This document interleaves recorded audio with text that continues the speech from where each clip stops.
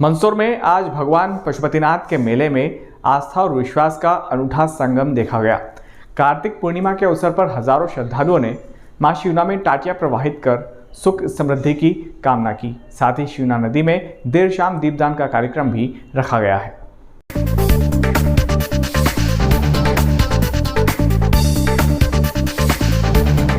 भगवान पशुपतिनाथ के 59वें मेले में आज हजारों श्रद्धालु पहुंचे और शिवना नदी में अपनी टाटियां प्रवाहित कर सुख समृद्धि की कामना की।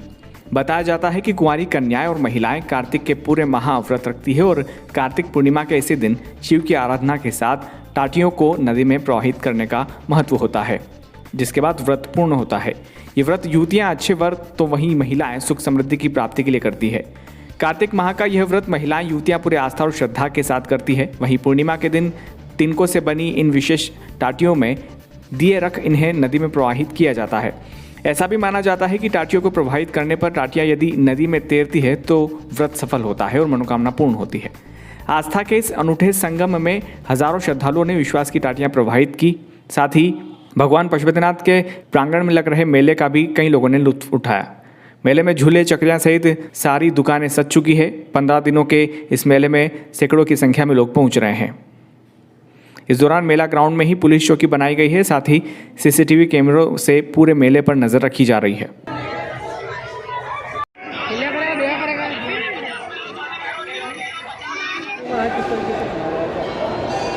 2 साल से हमारे देश में कोरोना की जो लहर चली थी उसमें लोगों को बहुत ज़्यादा त्रस्त किया और 2 साल के बाद जब मंदसौर ज़िले में मेले का आयोजन रखा गया तो पूरा जनमानस बहुत प्रसन्न है, खुश है।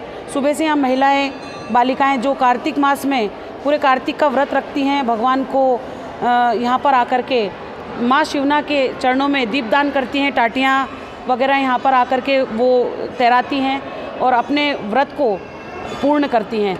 और इसी संदर्भ में यहाँ पर आयोजन है मेले का भी। पूरा मंदिर आप देखेंगे कि पूरा मंदिर यहाँ पर सजाया गया है।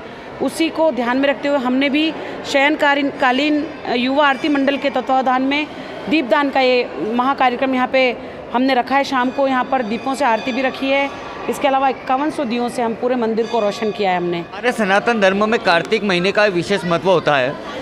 आज कार्तिक मास का अंतिम दिन कार्तिक मास की पूर्णिमा है, जो कि 4 मास चतुर्मास में सारे षष्ठी का भार भगवान शिव के पास आता है और आज ही के दिन पुनः भगवान शिव नारायण के हाथों में पूरा षष्ठी का भार देते हैं। आज कार्तिक मास की पूर्णिमा पे दीपदान का भी विशेष महत्व होता है।